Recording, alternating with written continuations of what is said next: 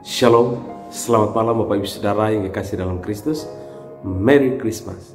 Biarkanlah di suasana Natal ini yang penuh dengan sukacita membawa kita kepada sebuah pemahaman bahwa sesungguhnya Yesus Kristus bukan saja sebagai Tuhan dan Juru Selamat kita, tetapi Dia adalah Raja di atas segala raja yang berkuasa.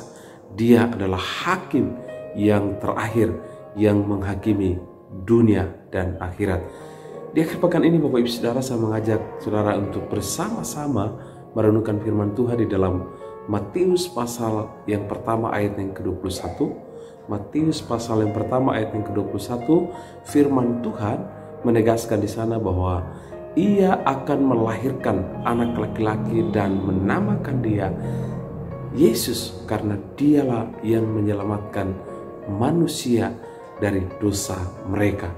Bapak Ibu Saudara dikasihi oleh Tuhan, pertanyaan bagi kita adalah mengapa harus Yesus jadi penyelamat atau penebus dosa?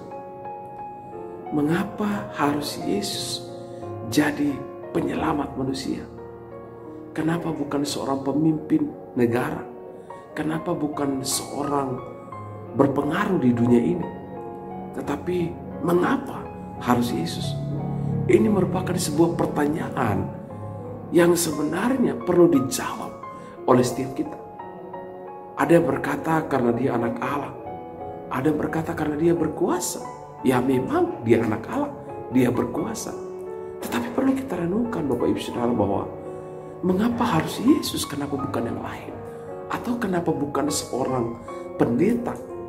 Atau kenapa bukan seorang pastor? Tetapi kenapa harus Yesus? Maka perlu kita merenungkan akan siapa Yesus sesungguhnya.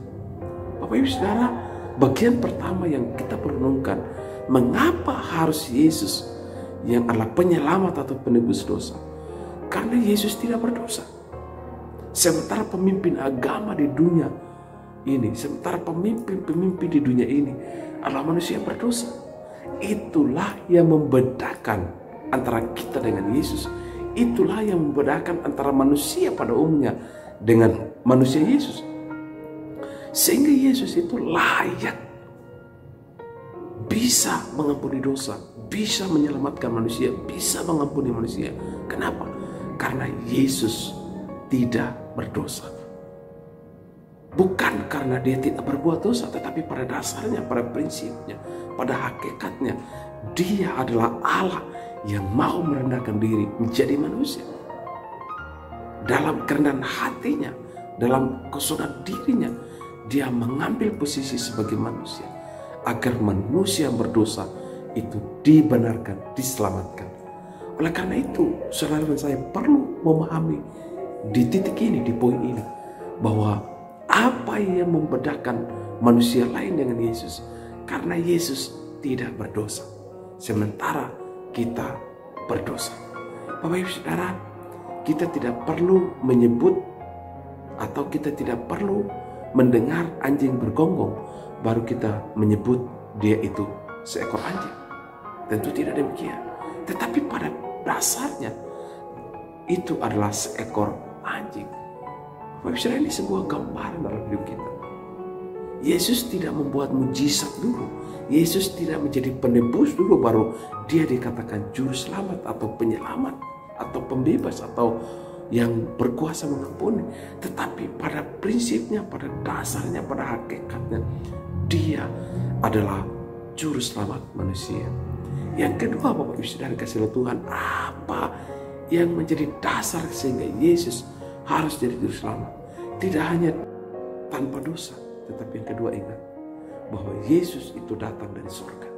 Sementara kita itu dilahirkan dari seorang ayah dan seorang ibu.